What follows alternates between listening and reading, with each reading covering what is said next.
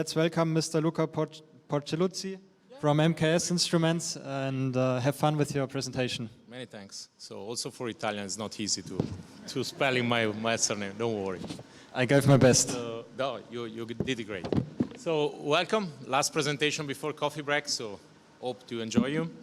And I will try to stay on the topic of my presentation, that is monitoring, and with absolute reading and measurement of battery welding, because during my colleague's presentation, I understand that there's a lot of topics already on the field, like which laser is best for which material and speeds and others. So we can speak of this for very, very long time, but let's go. Okay, I put the summary on the top just to give you what is the real difference here is understanding of the parameters, understanding of the variable, and the measurement can be achieved in the laser process.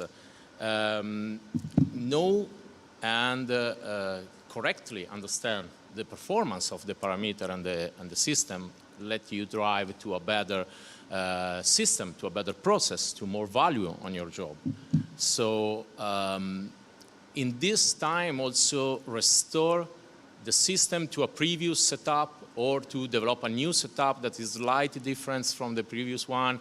It's something that must pass through some data, some information that let you to have the correct understanding on where is your sample, where is your material, how your laser is going through. So we are now start to speak about photonics dimension, photonics information, not more mechanical or electrical.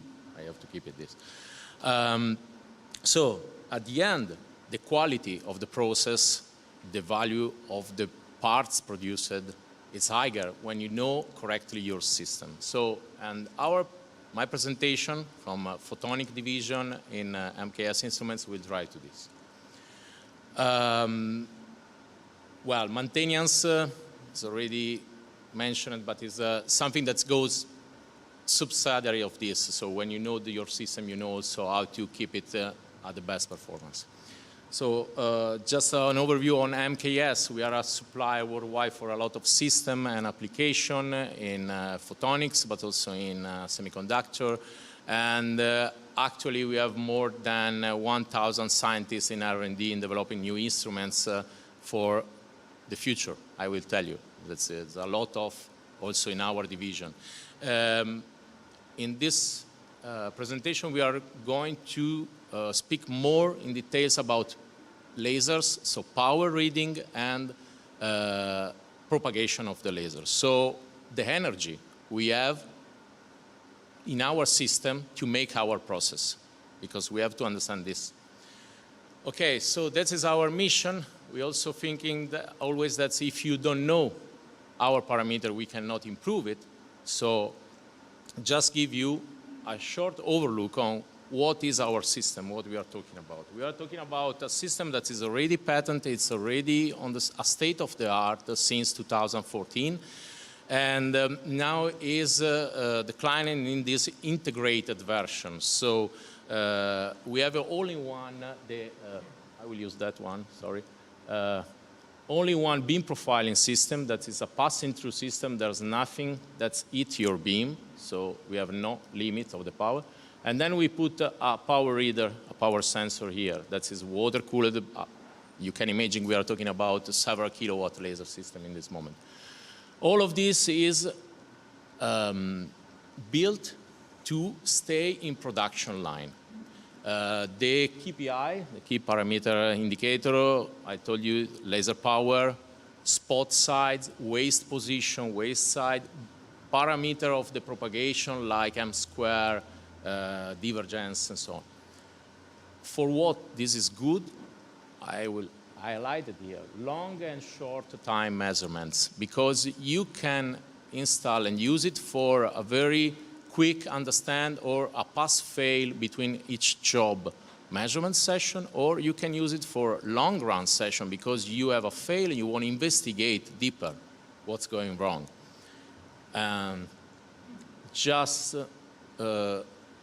a spot on the accuracy before to go through to two application cases we will present. We tested and we already submitted this application, this white paper, sorry, and the accuracy is about 3.5% of any other beam profiler system at state of the art. So let's go. This is the software. So this is the standalone software. So it's not the integrated one, but you can imagine you can integrate this device in any PLC, in any machine. But just to give you the correct understanding of what we will show later. Beam images and manual cursor, so let you investigate what is the real laser on your system, what is going on. This is a camera that's collected the images longitudinally, and you can see this. Then you can have a marker that keep you tracking the waste location, the focal shift, and other data. Results, absolutely. Display and caustic measurement is, can be see this, but most important is the graph, the chart possibility. So you can chart over the time all the data you see in the results tab. So, and this let you to have in the real time when application is so fast, like we spoke all today.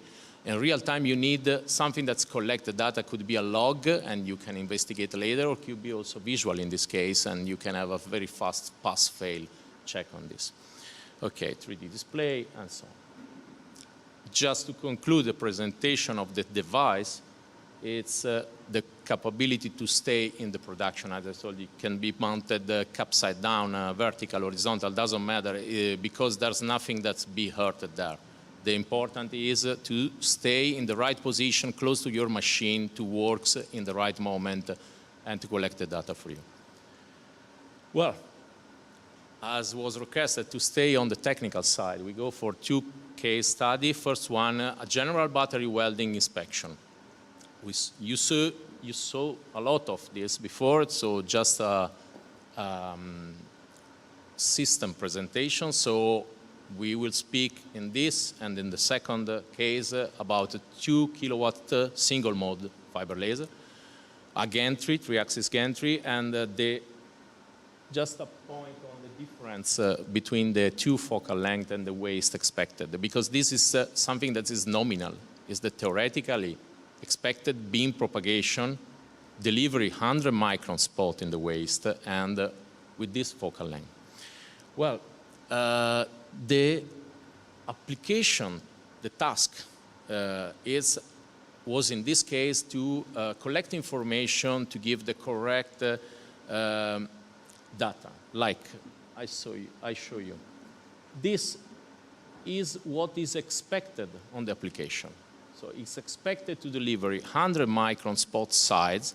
You can imagine all the picture you saw from the first presentation, from the previous presentation. Here is your hairpin, is a bus, or whatever you have to weld there.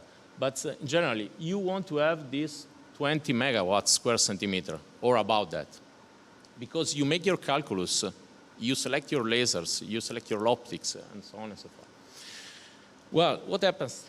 That is 2 kilowatt relatively clean protective glass. We use this word just because it's not possible to say it's absolutely clean or not clean, but you have this information.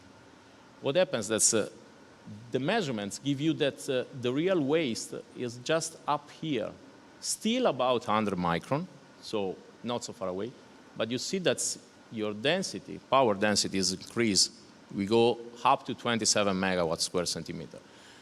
Could be good, could be not. Let's see what happens in the welding process. But what happens, that's when we change this condition, what happens when we have a dirty protective glass? So we collect measurements that here is the process, is the working plane, okay? The waste is up here. So at the process, we pass from a desired 20 megawatt square centimeter to a 3 megawatt. Order of magnitude less. And the waste goes up due to the focal shift, thermal effect that any laser submitted, and about 10 millimeters, okay? See at the end the graph over the time of the focal shift. So it's the moving of the waste from this point up, okay? And well, averaging the astigmatism here, you can see that's what I saw before, that you have about 1 order of magnitude less of the power density, and also the sorry, also the diameter of your process increase for more or less 100%, because we expect 100, we have 200, okay, micro. And this is for just the dust and two-hold protective window, okay? So the information from this first inspection give a really clear procedure. So maintenance to change or clean the protective window before the welding, because this measurement will be done in every part produced. So every job, for just a couple of seconds, you see 7 seconds is enough to check all of these parameters, and you decide if you have to follow and make your job, or you stop by and keep it, maintenance the machine. Okay. This also gives us a nice information that maybe any of you is already aware, but is that's the single mode fiber laser is less affected than the focus shift, and this is something to know. And this liked to the customer so much that submitted us the second case, and we go to a very troubleshooting case where the next machine have a slightly different, but more or less is comparable. So we have a longer focal length and smaller waste spot, okay? The problem here was well addressed already. You can see it's a loss of penetration and welding test failure, so the part produced was bad. So wasting money, wasting time, and so on. Okay, the customer and our researcher make some investigation, and the focus shift is too much for the system. What we measured is very too much. And also the procedure in maintenance was have some lack in the time to intervene. So this is give you very fast the information. This was before. This is what we investigate. We put the instruments in the machine, and this is what happens. So we have, this is the working plane, and the waste goes up here, and I will resume the data, the information right here. So look at this number. We are talking about 7 millimeters and an increase of about 100% of the spot diameter in a few seconds when we work not at the maximum power of the system, but roughly operational power. So this drives us to the conclusion that there are some components also in the machine that is not correct selected. And with the better investigation and selection, we reduce this focus shift. You see this is the new acquisition, and the data resumed is here. So we can reduce more or less half of the focus shift and the dimension spread over the working plane, using this on every single job. That is remind you that is important to thinking in the process, not waste material, and we can do it very fast. And this is absolute data. This millimeter, micrometer, what we are talking here is absolute, and it's not a relative measurement. We can provide a NIST traceable performance calibration certificate for any our devices. And this led you all ready to stay in the industry 4.0, just to give you a hint on this. Well, this is my last slide. So, any question?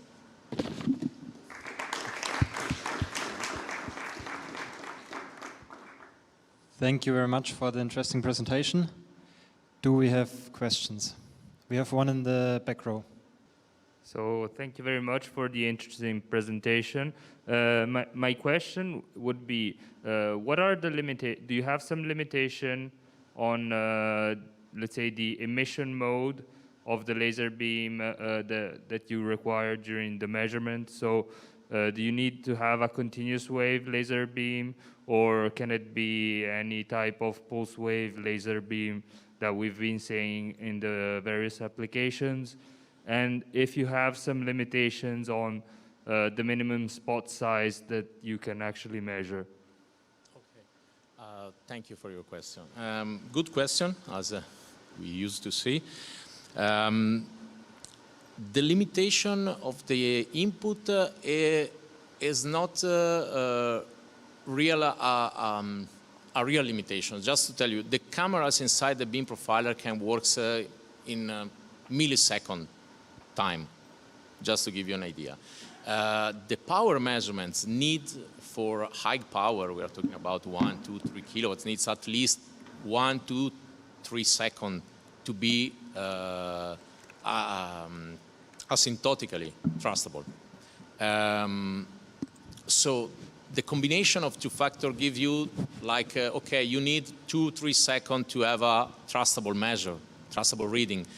But depends, because you can also thinking to have a power reading in a separate session. That's you have more time when you load and unload the pallet from the machine or your sample, and a beam profiler investigation that is very short and can be triggered from your laser output. So if you have a millisecond modulated emission that is not CW but could be, you can work with this. You have just to synchronize your measurements with your device in the same. So it's born in CW concept, but can be drive also impulsed.